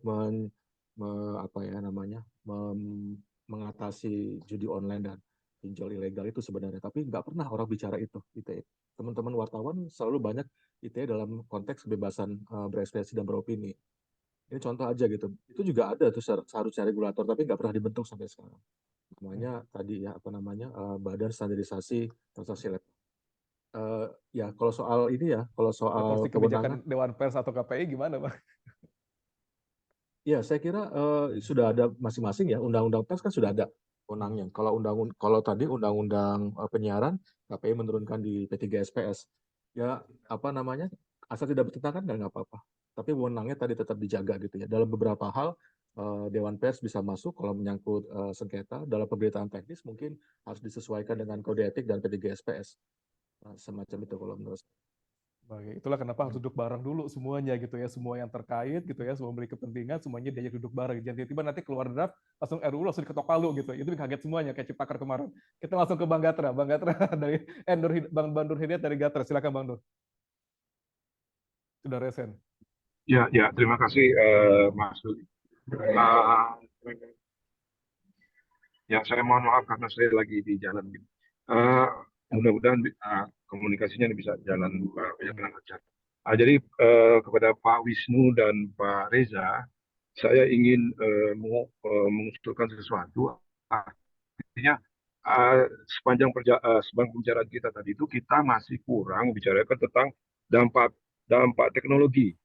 Nah, jadi unsur teknologi itu saya kira masih kurang dibahas dalam rencana sengketa perdebatan tentang rencana undang-undang penyiaran ini. Yang seperti kita ketahui, kalau dulu saya itu membuat berita itu, saya bicara memberikan konten dulu, bahwa lead-nya begini, isinya begitu dan sebagainya. wawancaranya begini. Tapi sekarang kebalik, bahwa kita mempertimbangkan dulu teknologinya. Jadi teknologi seperti apa? Apakah itu melalui itu apa namanya, nanti video bagaimana dramanya dan sebagainya. Nah, kemudian tertulisnya juga begitu, ada gambar dan sebagainya supaya menarik gitu. Jadi bahkan kemarin kami rekrut reporter itu, jadi dia itu sudah dibekali dengan sensor ya dalam tanda kutip, bahwa berita itu harus dibaca dulu. Jadi harus direstui dulu oleh Mbah Google bahwa kata-kata ini nanti akan banyak dipakai, akan dibaca gitu oleh pembacaan. Jadi mikir judul atau makna dulu daripada makna atau angle berita, nanti dampaknya dan sebagainya. Jadi dia bicara itu dulu gitu loh. Nah, jadi sekarang kebalik, bahwa dengan teknologi ini, ya tadi ada rekan yang mengatakan bahwa ada terjadi disrupsi teknologi. Nah, kenapa kita tidak bicara dulu dari teknologinya itu, yang dalam arti ini bahwa kita bicara di akarnya dulu, bahwa produk-produk berita itulah, produk-produk penyiaran itu yang harus kita sensor dulu, yang harus kita goreng dulu. Nah, baru nanti kemudian kita bicara soal demokrasi dan sebagainya, yang kebebasan berekspresi dan sebagainya, yang bermuaranya itu pada penyiaran, produk-produk penyiaran ini. Nah, yang saya ingin tanggapan dari Pak Reza ataupun Pak Wisnu adalah, mungkin kita bisa menciptakan semacam aplikasi atau sensor atau suatu teknologi sensor itu yang dapat menyensor pada sisi hulu dari, maksud saya dari awal mereka sebelum menyiarkan. Nah, kemudian setelah itu setelah ada penyiaran dan sebagainya. Karena bukan tidak mungkin setelah lulus di badan sensor, kemudian tiba-tiba timbul gejolak di masyarakat. Jadi kadang-kadang sensor itu harus berlaku dua, sebelum dan sesudah produk itu keluar begitu. Nah, ya saya kira ini mungkin masih bisa kita apa istilahnya, kita telusuri gitu, karena yang namanya teknologi sekarang betul-betul sudah maju ya, menurut ukuran saya. Saya nggak tahu dari rekan-rekan sekalian ya. Jadi CCTV aja dia sudah bisa membedakan ayam lewat dengan maling lewat. Jadi dia udah bisa ada ininya, sensornya, bahwa ini ternyata dalam bentuk poster ini ada sensor tertentu yang menyatakan bahwa itu manusia. Nah, begitu juga mungkin dalam tahap berikutnya, mungkin pun pada saat ini ya. Jadi kalau misalnya nanti ada badan-badan atau anatomi sesuatu atau gerakan tertentu yang kemudian lewat, bahwa ini sensor, kemudian ada peringatan bahwa ini ada nudity, ada ketelanjangan dan sebagainya, itu bisa langsung di cut. Nah, tentu saja itu nanti akan ada manusianya, jadi ada tahapan-tahapan berikutnya. Nah, tentu juga di teks itu sekarang mereka sudah bisa melihat teks itu suatu plagiat apa enggak. Jadi dengan crawling dan sebagainya, dan bahkan sekarang teman-teman wartawan sudah menggunakan deep search. Jadi dia itu tidak hanya kata keywordnya aja, tapi dia kemudian menghubungkan dengan yang lain-lainnya. Nah, itu udah sering digunakan seperti itu. Jadi begitu keluar, bahkan dia sudah ada konsep yang bisa kita tinggal copy paste dan kita periksa ulang gitu. Bahkan kadang-kadang mereka katanya sudah bisa, mesin itu sudah bisa membuat puisi dan sebagainya. Jadi manusia sekarang katanya makin sulit untuk membedakan bahwa ini hasil produk manusia atau itu hasil mesin gitu. Nah, tentu saja apakah hal-hal teknologi kemajuan ini tentunya bisa kita buat, kita goreng, kita rekayasa untuk membuat suatu badan sensori yang lengkap seperti ini. Nah, tentu saja saya kira itu kan ada kelemahan dan kelebihannya ya, seperti yang sekarang ini juga begitu. Dengan demikian kan tentu saja itu jadi alat kedua gitu, atau alat pertama. Setelah itu sensor akan memudahkan KPI ataupun lembaga-lembaga penyiaran lain untuk membuat sensor menyensor ini berita ataupun lembaga penyiaran yang jenis-jenis yang lain. Saya kira dia kemudian nanti di badan sensor ini akan tercipta modul-modul. Modul-modul itu adalah misalnya mungkin dari KPI mengeluarkan modul yang ini yang mungkin bisa diterapkan pada sistem sensori itu. Nah, kemudian dari bagian yang lain, undang-undang pers apakah sesuai dan sebagainya. Jadi ya saya tadi kan melihat bahwa lembaga KPI tidak bisa bekerja sendiri. Tentu saja ini karena masalah makin kompleks ya.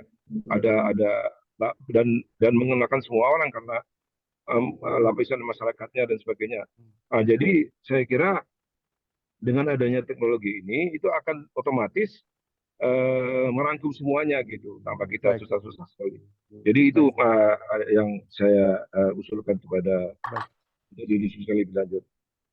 Saya minta mohon tanggapan dari mungkin dari Pak Wisnu dan Pak Reza dalam hal ini. Terima kasih Mas Ruli. Terima kasih Bang Nur Hidayat dari Gatra. Mungkin saya ke Pak Wisnu terlebih dahulu. Pak Wisnu, ternyata yang disampaikan oleh Bang Nur, banyak mungkin anak-anak baru yang ingin bergabung di dunia jurnalistik sekarang banyak menggunakan teknologi gitu loh untuk membuat sebuah berita gitu. Ada ChatGPT, mungkin tinggal bikin keyword saja udah jadi berita langsung gitu. Nah, ini dari Pak Wisnu ngelihatnya gimana Pak gitu dari teman-teman mahasiswa gitu? Ya kalau saya sih sebenarnya ya tadi ya karena teknologi itu berkembang lebih cepat ya, kadang-kadang tidak kita duga. Siapa yang membicarakan AI tahun lalu gitu ya, sekarang sudah jadi ramai, jadi pembicaraan itu. Nah, tapi dalam konteks sensor sebenarnya tidak harus lewat teknologi ya, bahwa kesadaran produsen konten untuk etika normatif ya dan juga hukum itu kan menjadi sensor dia dulu gitu, yang kemudian berkembang dalam produksi konten. Tapi tetap kalau untuk produksi berita ya dan juga opini ya dengan basis fakta itu nggak boleh disensor, karena itu pilar demokrasi, itu hak demokrasi itu adalah kebebasan berpendapat dan beropini, berekspresi. Jadi bisa ke sana. Tapi kalau teknologi saya kira kalau basisnya teknologi ya perkembangannya sangat cepat. Mungkin kita nggak bisa catch up dengan perkembangan itu ya, walaupun semakin jauh kita sadar dulu kan kita membagi apapun di media sosial, tapi lama-lama oh ya ini data pribadi. Sekarang orang sudah mulai menyadari pentingnya data pribadi dan seterusnya. Jadi memang teknologi akan mengikuti perkembangan kesadaran kita juga. Jadi dua hal ini bisa saling. Nah, mungkin kalau untuk penyiaran ya, kenapa isu sensor ini naik, saya kira mungkin beberapa kali ya ada soal sudah kebobolan tadi ya, Mas Reza sampaikan, mereka tidak melakukan sensor. Keriuhan dimulai ketika siaran terjadi gitu ya. Misalnya kasus Saiful Jamil waktu itu ya, kalau saya sebut namanya, kasus yang sempat ramai ya waktu itu ya, dan memang nggak bisa disensor kan, sudah ditayangkan.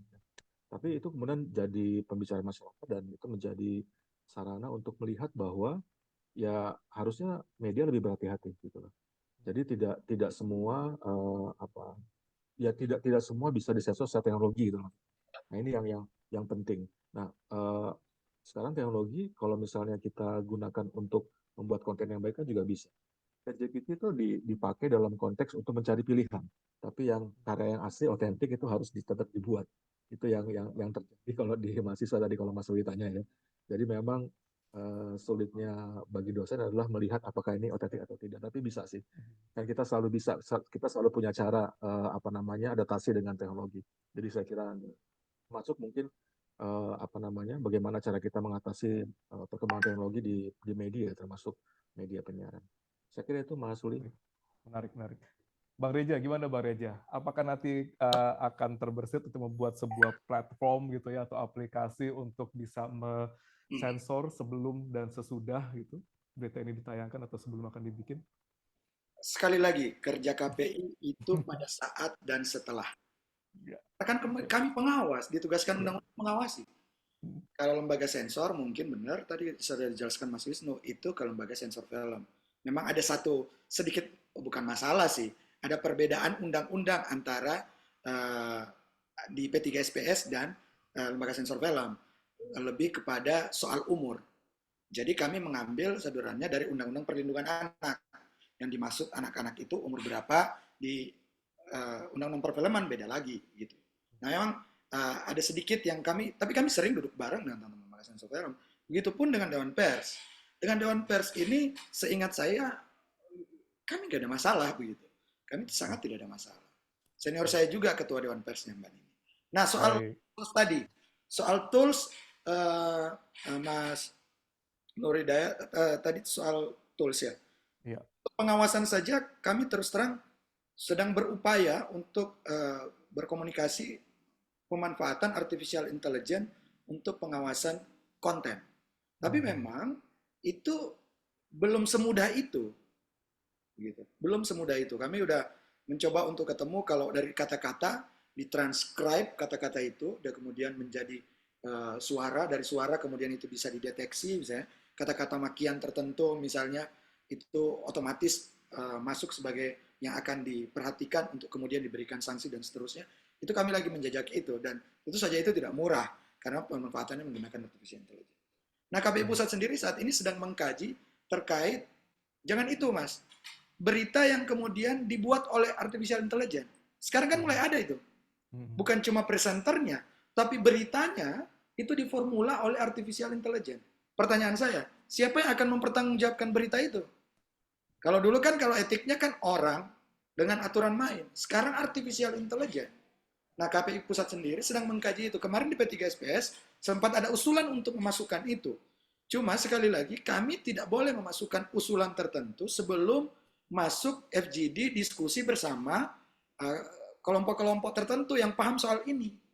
Nggak boleh bikin aturan tanpa duduk bareng dulu dengan stakeholder terkait. Sehingganya terkait artificial intelligence, kami sengaja pending dulu untuk kami ajak dulu teman-teman yang paham betul soal artificial intelligence, teman-teman yang pemberitaan yang membuat itu, agar aturan main itu lebih pada pertanggungjawaban informasi atau berita yang diproduksi oleh artificial intelligence. Atau produksi siaran, bukan cuma berita ya, produksi siaran yang dilakukan oleh artificial intelligence. Karena dalam diskusi kemarin di RRI, waktu itu ada Komisi 1, ada teman-teman praktisi artificial intelligence, saya juga hadir waktu itu, saya bilang, perlu ada siapa yang bertanggung jawab. Terus source datanya, hak ciptanya itu milik siapa? Karena artificial intelligence kan hanya menyambungkan, itu kan ada sumber-sumber data orang-orang. Siapa yang akan bertanggung jawab terhadap data itu? Dan itu belum lagi hak kekayaan intelektual. Itu gambar siapa, kan begitu.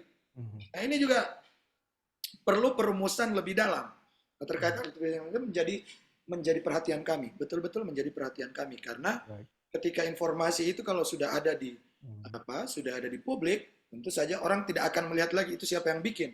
Tapi biasanya orang ramai, kenapa KPI membiarkan, kan begitu. Nah, hal seperti ini yang menurut kami yang menjadi perhatian. Saya kira itu, Mas Rul. Baik. Mungkin satu pertanyaan terakhir saja, mungkin saya membacakan dari Mas Fajarel dari Koran Rakyat Merdeka. Ini mungkin dari pertanyaan yang pertama terkait dengan eksklusif investigasi, gitu ya.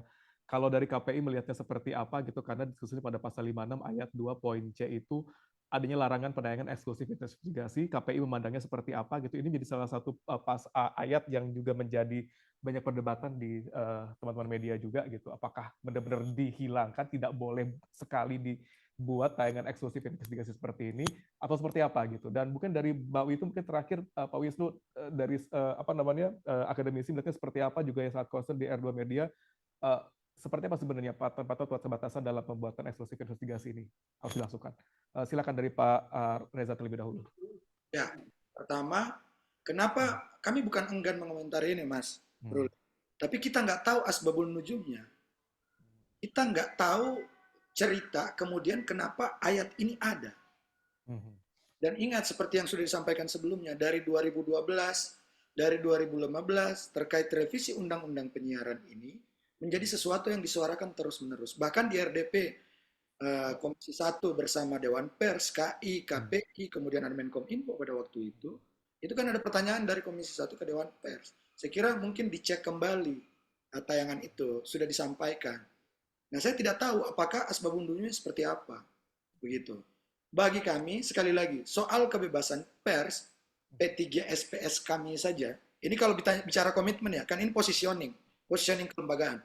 P3 SPS yang merupakan produk KPI dari 2012 hingga yang baru 2024 itu tunduk pada Undang-Undang Pers. Sekali lagi, tunduk pada Undang-Undang Pers. Jadi yang namanya kebebasan pers itu menjadi kewajiban. Menjadi kewajiban kita semua. Gitu. Tapi untuk mengomentari satu ayat itu, kita perlu asbabun nujumnya. Saya tidak tahu sejarahnya begitu, karena kami tidak pernah membahas soal jurnalistik. Makanya kemarin ketika di Q&A itu Pak Menteri menuduh dan kemudian mengarahkan Meriam ke KPI, kami tabayun, saya bertanya sampai 3 kali. Apa maksudnya Pak Menteri? Karena pikiran orang itu seakan-akan yang bermasalah itu adalah usulan KPI. Sementara kita nggak tahu asbabun nuzulnya. Karena itu di 2017, seingat saya ayat yang sama, ini Mas Ruli, 2017 ayat yang sama itu juga ada. Nah kalau ayat yang sama ada, berarti mungkin dicek ke teman-teman mungkin yang sebelumnya membahas itu, mungkin di Dewan Pers yang lama juga membahas itu. Apa memberikan masukan terkait itu? Saya tidak tahu begitu. Makanya saya enggan berkomentar karena asbabun nuzulnya saya tidak tahu. Tapi kalau posisi kita mendukung kebebasan pers, itu adalah kewajiban. Saya kira itu Mas Ruli.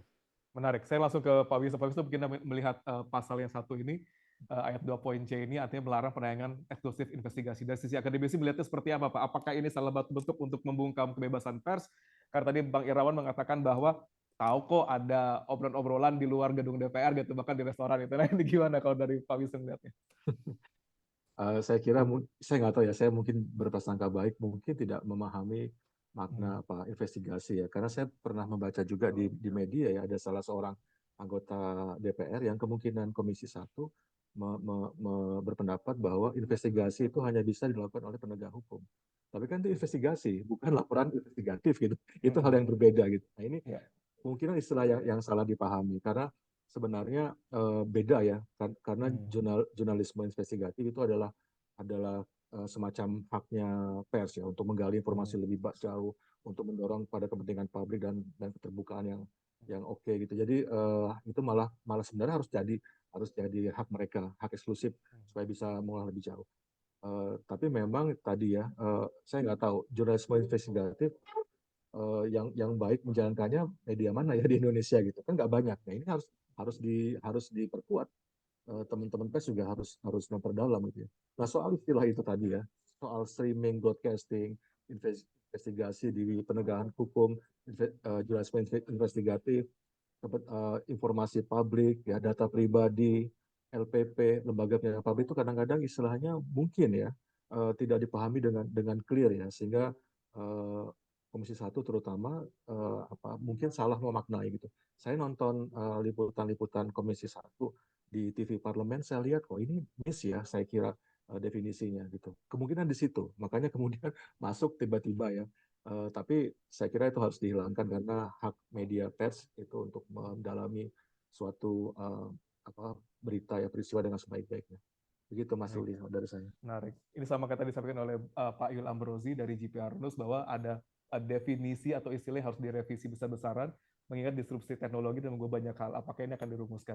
Mudah-mudahan apa yang diharapkan oleh Bang Yul juga dari GPR News ini juga menjadi concern kita sama-sama gitu, bahwa ada substansi-substansi yang harus dicari dulu nih kira-kira sepakatnya apa gitu. Mungkin saya langsung meminta saja sedikit gitu ya ke Pak Wisnu untuk Pak Reza gitu. Apabila berkenan tayangan ini kita upload di YouTube misalnya gitu, karena apa yang disampaikan oleh Bang Reza, disampaikan oleh Pak Wisnu itu benar-benar membuka mata gitu. Bahkan saya dapat juga japrian, misalnya ini tayang di YouTube boleh nggak ya? Jadi kita tuh benar-benar bisa play lagi gitu loh untuk ingat-ingat lagi gitu. Misalnya. Tapi tidak akan di-quote misalnya gitu. Boleh nggak kira-kira? Boleh, kalau saya nggak masalah. Dari Bang Wisnu nggak ada masalah ya? Nggak ada masalah. Kalau bagi saya. Dari Bang Reza? Saya juga nggak ada masalah. Nggak ada masalah ya Bang ya? Siap, kalau gitu kita bisa tayangin di YouTube karena memang substansinya luar biasa sekali dari Pak Wisnu dan juga dari Bang Reza, karena harapan sama-sama memang di YouTube dikutip oleh teman-teman media, saya kira oke. Oke Pak ya, oke ya, karena memang substansinya jelas sekali gitu bahwa arahnya akan kemana gitu. Karena kita harus sama-sama memang ketika nanti akan keluar RUU penyiaran ini ada draft terlebih dahulu, tapi dalam pembahasan draft ini Mas Ruli, siap. Kalau Wisnu asal konteksnya tidak dipelintir. Ya, harapannya gitu, Pak. 2019 saya ini sekedar mengingatkan saja. 2019 ada wartawan bertanya sama saya didesak terus. Ini soal YouTube ditanya terus. Saya bilang belum wewenang kami, ditanya lagi. Bagaimana wewenang kami terus. Terakhir saya capek. Saya bilang begini, kalau undang-undang memerintahkan, mau tidak mau, kita harus melaksanakan. Kan begitu jawabannya. Terus KPI siap mengawasi YouTube. Jadi gitu. Undang-undangnya nggak disiapin dulu ya, di bawahnya nggak ditulisin ya. Itu juga. Ya, Jadi saya kalau sesuai media yang tentu bagus pasti dia akan menyantumkan kira-kira dapat linknya dari mana gitu, dari apa website mana gitu, supaya nanti pembaca atau penontonnya juga bisa cross check ke arah sumbernya secara jelas gitu. Tapi paling tidak sudah dapat restu dulu nih dari Pak Wisnu dan juga Pak Reza, karena memang ada harapan mudah-mudahan ini bisa ditonton oleh banyak orang untuk bisa dikatakan mungkin mereduce sedikit tension dari bola panas terkait dengan RUU penyiaran. Sekali lagi terima kasih Pak Wisnu dan juga Pak Reza. Harapannya sama-sama mungkin nanti ketika akan diangkat lagi nih terkait dengan RUU penyiaran, akan dibikin lagi draftnya, KPI diangkat juga untuk berbicara, akademisi juga akan diangkat juga untuk berbicara, Dewan Pers juga, dan juga instansi-instansi yang tergabung dalam industri penyiaran juga akan diikut sertakan di sana, supaya nanti RUU yang dihasilkan itu benar-benar bisa memberikan manfaat untuk kita semua. Sekali lagi terima kasih banyak Pak Wisnu dan juga Pak Reza, juga teman-teman wartawan sudah bergabung pada FGD FEB 9 kali ini. Temanya adalah RUU penyiaran, menarik sekali namanya, dan mudah-mudahan ini akan menjadi tidak menjadi FGD kita yang terakhir. Kata tadi Pak Reza bilang mungkin KPI akan memfasilitasi, kita akan membahas ini semua gitu, supaya nanti KPI juga bisa dapatkan masukan dari teman-teman media, redaktur dan juga wartawan senior terkait nanti apa yang harus kita lakukan terkait dengan penyiaran Indonesia ke depannya. Sekali lagi terima kasih banyak atas partisipasi dan atensinya. Saya Ruli Kurniawan pamit undur diri. Terima kasih. Wassalamualaikum warahmatullahi wabarakatuh. Terima kasih Pak.